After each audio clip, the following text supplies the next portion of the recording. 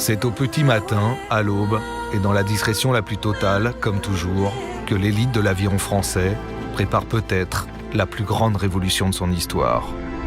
Remettre la tête à l'endroit à son bateau roi.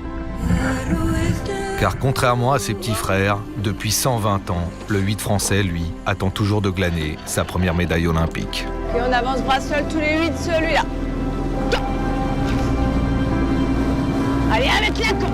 Devant ce seigneur des eaux calmes, l'aurore et ses promesses de conquête. Mais pour lui offrir demain, enfin, ses premières lettres de noblesse, les meilleurs rameurs français vont devoir fournir un travail de titan et ranger au placard leurs plus belles certitudes. En France, on a un système de sélection depuis 20 ans qui est basé sur les bateaux courts. On a des bateaux courts qui sont performants, mais on a du mal à les assembler pour faire des bateaux très longs, comme le 4 de couple et le 8. Le 4 de couple, on y est arrivé une fois, le 8, on n'y est jamais arrivé. Maintenant, on va changer un peu. Au lieu de faire le 8 avec les rameurs qui sont derrière les meilleurs qui seront en 4 et en 2, eh bien, on va faire l'inverse. On va dire le 8 est le bateau prioritaire. C'est la discipline reine de notre sport. C'est vrai que si on devait le comparer à l'athlé, c'est le 100 mètres, à la natation, c'est le 100 mètres nage libre, ou les relais 4 x 100. Il faut qu'on apprenne à ramer en 8. Voilà, c'est aussi simple que ça, et c'est un peu différent de la façon de ramer des autres bateaux. Et ça, on n'est pas sûr d'y arriver. Pour l'instant, c'est le gros frein. Après, physiquement et dans notre manière de s'entraîner, on n'a absolument rien à envier aux autres pays. Ça permet de créer un vrai groupe, une dynamique collective autour de ce projet-là, et ça crée un phénomène d'aspiration. Alors, que ce soit sur la base olympique de Vers-sur-Marne, près de Paris, ou ici, au pôle France de Nancy, la mobilisation est générale. Le but, lancer 2 8 de niveau mondial, pour demain, n'en faire plus qu'un. Bien accroché sur la longueur. Voilà, Max, il va envoyer les agaches au 8 et puis la sortie va bien se passer. C'est une caméra cachée. Qui change, il y a la dynamique de groupe. Là, on se retrouve à 9, à 10 avec l'entraîneur. Il y a une ambiance, il y a quelque chose qui fédère. Il y a beaucoup d'envie collective. C'est surtout la capacité de faire quelque chose de grand. Quand on travaille en binôme avec Dorian, c'est quelque chose de plus régulier, beaucoup plus simple, beaucoup plus cadré. Avec Germain, on est quand même dans un petit confort, on va dire, en 200, parce qu'on se fait hyper confiance. En 200, quand on arrive sur un stage terme, on sait qu'on fera le programme à 100%, voire un peu plus. Le problème du 8, c'est qu'il faut gérer le problème des uns et des autres. Là, à 8, ça devient tout de suite plus compliqué, mais ça devient tout de suite aussi très agréable quand ça marche. Le bateau bien au-dessus de l'eau. Accrochage rythmé, souple. Ça bricole pas avec sa pelle, on est dedans, on est dans le 8. Nancy donc et Vers-sur-Marne, même combat. Travailler, ramer et s'étalonner pour construire très vite l'avenir olympique d'un 8 majeur, estampillé France. Ah, sans laisser monter les palettes devant, vers l'eau, point des genoux, vers l'eau. 18 mètres de long, 55 cm de large. Propulser et faire glisser une telle embarcation à près de 25 km/h sur l'eau ne s'improvise pas. Trouver l'osmose et l'harmonie parfaite à 8 est tout un art, l'art de ramer en pointe pour mieux toucher la grâce qui l'accompagne. Moi j'aime beaucoup effectivement la pointe, le fait de ramer avec un aviron. On a une sensation de déplacement qui est beaucoup plus importante parce qu'on a la palette qui fait beaucoup plus de mouvements. Et puis d'un autre côté, on est complètement tributaire de ce que peut faire notre coéquipier et nos coéquipiers. Et on a cette obligation de chercher à comprendre ce que fait l'autre, d'échanger sur ce que chacun est en train de faire pour vraiment aller chercher les petits centimètres.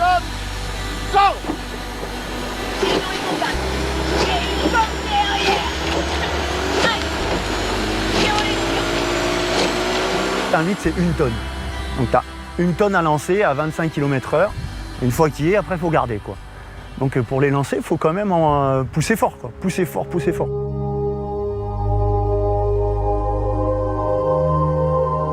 Ce qui paraît être de prime abord le plus évident, c'est qu'on utilise les bras. Et en fait, non, c'est les jambes qu'on utilise essentiellement. Et ensuite, ça se rapproche beaucoup de la brasse, pour ceux qui connaissent un peu en natation. C'est un sport vraiment de propulsion et de glisse. C'est vraiment un temps propulseur et un temps glisseur. Ce qui fait que tout le plaisir et tout l'intérêt de l'aviron, justement, c'est que c'est pas forcément un sport de force en tant que tel. On peut être un peu moins fort, mais aller plus vite que les autres parce qu'on laisse glisser notre coque beaucoup plus.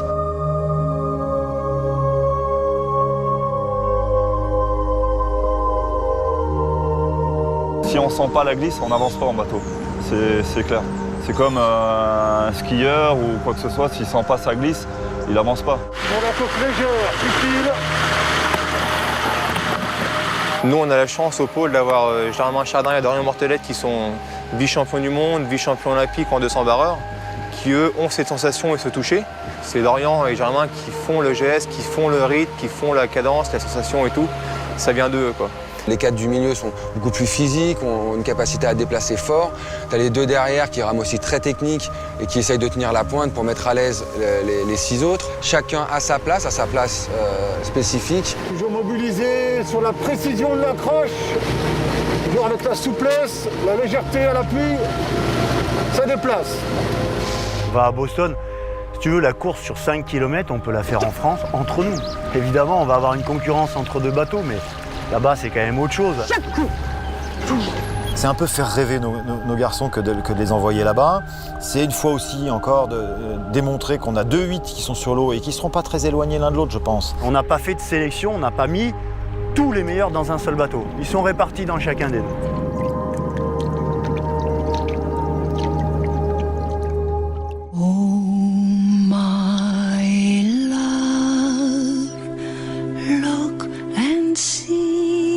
Bien souvent, pour comprendre l'âme et la quintessence d'un sport, il faut remonter à sa source et à ses origines. Boston, cette ville américaine qui ne s'est jamais vraiment remise de l'assassinat de son président, il y a tout juste 50 ans, entretient le mythe.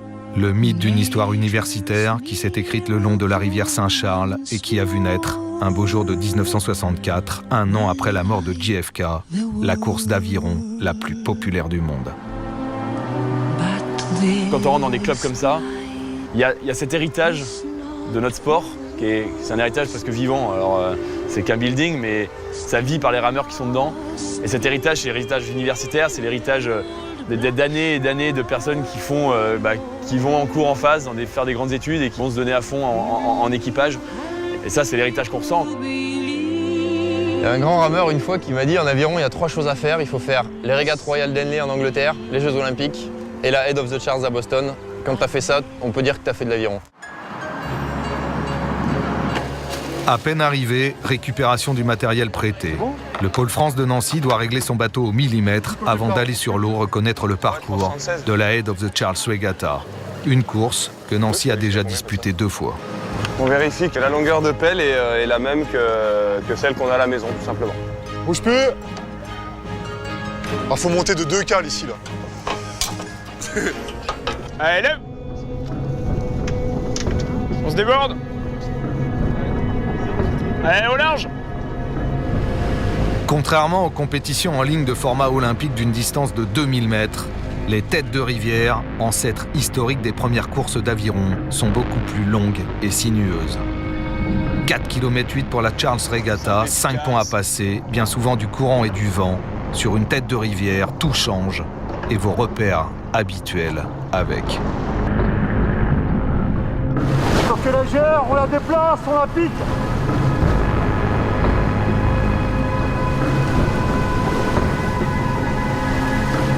Le barreur, il a un rôle qui est carrément un rôle maître sur la course parce qu'il va devoir piloter, parce qu'il commence à analyser le parcours. Il l'a déjà fait avant de venir à Boston. J'espère. Et voilà, il y a un vrai job de pilotage et de reconnaissance des virages pour être le plus à la corde possible et éviter de perdre des secondes. Ah, doucement 5-7! Doucement 5-7!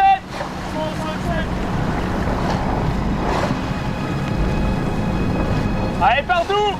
Il y a certains virages où une bordée doit relâcher et l'autre attaquer à fond. Donc c'est cette gestion-là qui va être un peu différente de d'habitude, mais sinon on garde à peu près le même profil. Il va falloir mettre la pression très tôt sur les autres bateaux si on veut aller gagner. Allez, on lève les têtes! Il y a un autre aspect quand même qu'il ne faut pas oublier sur une tête de rivière, même si on est en contre-la-montre. Ici, à Boston, les bateaux partent toutes les 10 secondes. Donc on n'est pas en bord à bord, mais on est quand même sur une proximité très faible par rapport aux autres bateaux. Et le fait de se faire rattraper ou de rattraper, c'est une donnée qui peut influencer la fréquence du coup d'aviron. Pour l'équipe French Rowing, même topo et surtout même tempo. À une différence près, mais elle est de taille, ces 8 rameurs et leurs barreuses, contrairement aux Nancéens, ne se connaissent pas bien et surtout, ils découvrent tous cette course pour la première fois. On n'est pas sur des bateaux complètement soudés, donc c'est un risque de vouloir ramer trop vite parce qu'on va jouer avec la limite de l'homogénéité du bateau. Donc je pense qu'il vaut mieux ramer des fois un petit ton en dessous et rester bien ensemble le plus longtemps possible. Et le bassin, quand même, les gros virages sont à la fin. Je pense qu'il faut quand même attaquer suffisamment tôt dans le parcours, parce qu'après, dans les virages, je ne suis pas sûr qu'on puisse faire beaucoup de différence. Nous, accessoirement, on est un bateau qui avant très peu ramé ensemble et qui risque d'avoir des moments dans la course où on aura des petits décalages, où on sera un petit peu moins bien. C'est ma première course internationale en aviron de pointe. Et en plus, c'est un format de course, c'est le format de course universitaire où demain, il y a des étudiants qui vont faire leur première course. Ils ont commencé l'aviron il y a 2 mois. Ils vont faire leur première course dessus. J'ai un peu dans cet état d'esprit-là du freshman qui débarque à l'université et qui fait sa première course.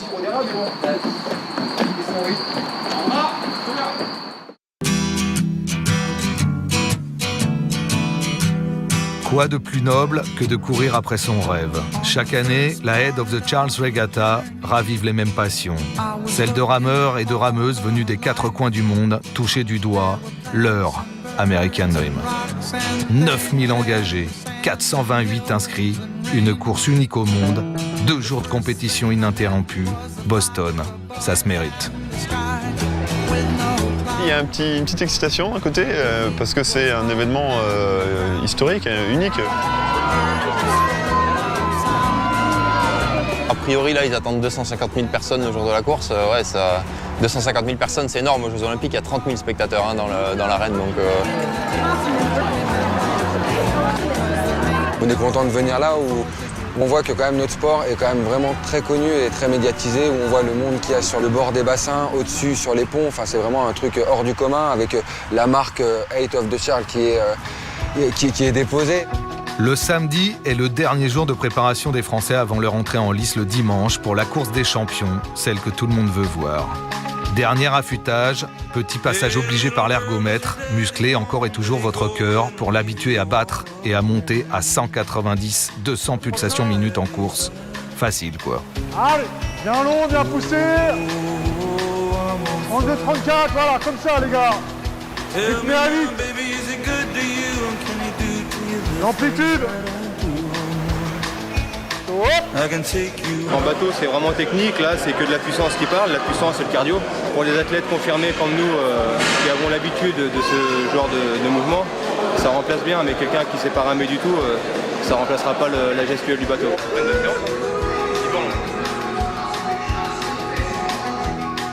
Bon alors, déjà on sait qu'il y a du vent. Déjà, windy condition. Windy conditions. Mais bon, ça va être notre force. Dimanche, enfin le jour J. La tension va monter doucement mais sûrement. Les 2 équipages français partiront en 4e et 6e position, avec un seul bateau intercalé entre eux. Piquer à vif l'orgueil tricolore de tous ces rameurs, c'est aussi le but de cette course. C'est tous des rameurs de l'équipe de France. Donc là, on est dans une saine émulation. Je veux dire, le but c'est d'élever le débat. La concurrence entre eux, c'est aussi quelque chose qui est stimulant. On a envie de montrer qu'on est le meilleur. Et donc voilà, on les encourage à ça. En plus, on est aux États-Unis, un pays qui a vraiment la culture de ce bateau, du 8, avec de multiples titres de champion du monde et de champion olympique. Et puis, quand même, en arrière-plan, le fait de se retrouver en concurrence avec un bateau français composé de leurs copains, ça apporte un petit cachet supplémentaire à la compétition et au déplacement.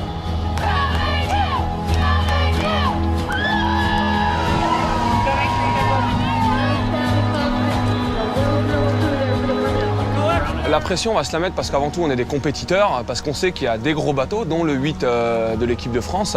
Allez, concentré maintenant. C'est moi le patron dans le bateau. Quelque chose qui est sûr, c'est que quand on s'aligne à une course, on part pour gagner. Moi, je sais très bien que mes copains dans l'autre bateau vont faire en sorte de gagner la course et puis ils vont utiliser tout ce qu'ils sont capables d'utiliser. Attention pour un départ lancé à 8, les garçons. Allez, on passe la ligne. Maintenant. Voilà, bien. Voilà, tout de suite, on fait le travail. C'est parti. Bien dans l'axe. Bien dans le calme. Allez, long derrière. On a fait la stratégie de partir à fond comme si on partait pour un 2000. Mais on est quand même conscient qu'après, c'est quand même 2 fois et demi la distance. Donc on s'économise pas, mais il y a un rythme qui se prend en fait. Et on se surprend nous-mêmes à être à peu près dans les cadences, à 2-3 coups près des cadences de course en 2000. Ouais, passage sous le pont. Allez, vite. Bien déplacé. Voilà, cueillir loin toujours. Voilà, finir l'arrière. On a la rafale. On tient le manche. Celui-là. Tchac, là, tchac, tchac. Je suis leurs yeux, leurs oreilles. Et à ce moment-là, c'est à moi de leur dire où est-ce qu'ils en sont dans la course. Quoi qu'il arrive, de toute façon, ils doivent rester concentrés. Et à moi de leur dire, voilà, on passe là, on arrive à tel endroit, on est à tel niveau du bateau, pour les emmener le plus loin possible. Voilà, ça passe. Voilà, ils sont en difficulté. On regarde les palettes à tribord. Celui-là. Allez, on les met en difficulté, c'est bon ça. Voilà, Nancy. Allez, la machine. Voilà, pour les copains. On se retrouve dans ce sentiment-là d'appartenance à un groupe et un sentiment de puissance sur ce moment-là qui est mortel. Allez, 500. Allez, 500 mètres pour l'eau. Allez. Allez. Allez, 500 mètres. Bien. Allez, gros. Jambes. Allez. Dernier pont. Grandi. Allez, la balade, c'est parti. C'est pas une course où on prend un panard fou, quoi. Voilà, le bateau il tombe, on prend de l'eau dans la gueule. Enfin, c'est vraiment des conditions un peu extrêmes. En tant que puriste, c'est pas l'aviron qu'on aime. Par contre, ce qu'on aime, c'est le dépassement de soi, devant du monde, à se dire qu'on va pouvoir aller chercher quelque chose qui est un peu historique aussi. Sur mes tribords, relâche Benoît. 200 mètres. Maintenant. Voilà, on va gratter chaque mètre pour aller baiser. 100 mètres. Maintenant. Allez, l'eau. Tchac, là, tchac, tchac. Bam. Bam. Bam. Bam. Bam. L'esprit du 8 fait qu'on se transcende tous et que c'est dans la tête et puis personne ne craque vraiment. On peut craquer physiquement, mais on ne craque pas mentalement et ça, c'est déjà une part de chance.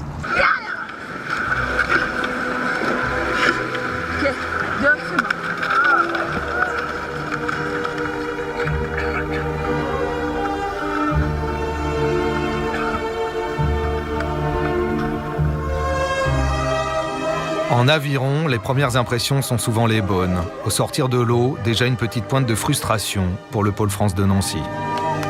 On était tous à fond, après il y a plein de fautes techniques, avec les rafales devant, ils gueulent énormément, les autres ils entendent rien derrière, à un moment c'est compliqué aussi. Hein. Et de satisfaction évidente pour le French Rowing qui termine juste devant Nancy, à 2 secondes seulement des vainqueurs hollandais. 3e temps brut, bon, 2 secondes derrière le meilleur temps. Il y a de quoi avoir les boules vu les virages qu'on a pris. Et moins d'une demi-seconde par rapport au 2e. Voilà. D'accord. 4 secondes devant l'autre bateau. Finalement, tir groupé des 2 équipages aux 4e et 5e places. Mais surtout, le sentiment, en quittant la rivière Saint-Charles, que l'histoire, leur histoire, se devait elle aussi de passer un jour par Boston.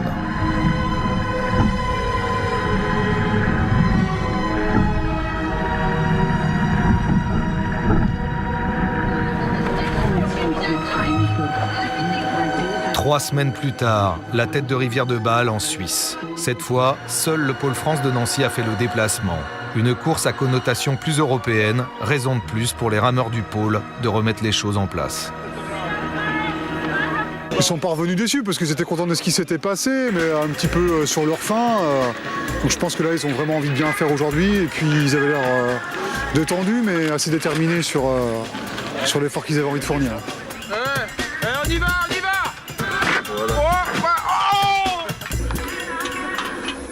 L'année dernière, il y avait 1500 mètres cubes, là, il y a 1300.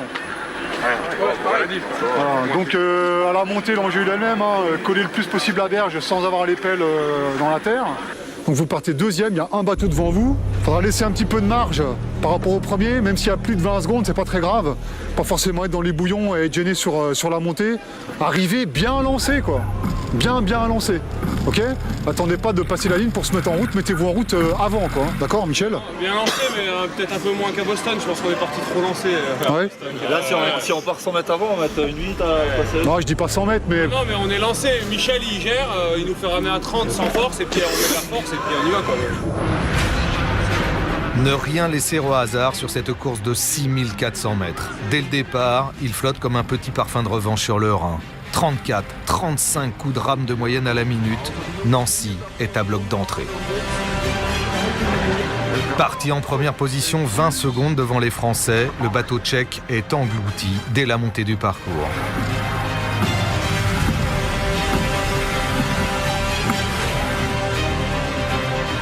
Au bout de 19 minutes d'effort, la victoire du pôle sera sans appel. Des rameurs rincés, certes, mais gagner en 8, ça n'a pas de prix, car c'est toujours une victoire collective. Ein Boot aus Frankreich, Pôle Aviron, Nancy, bateau 2.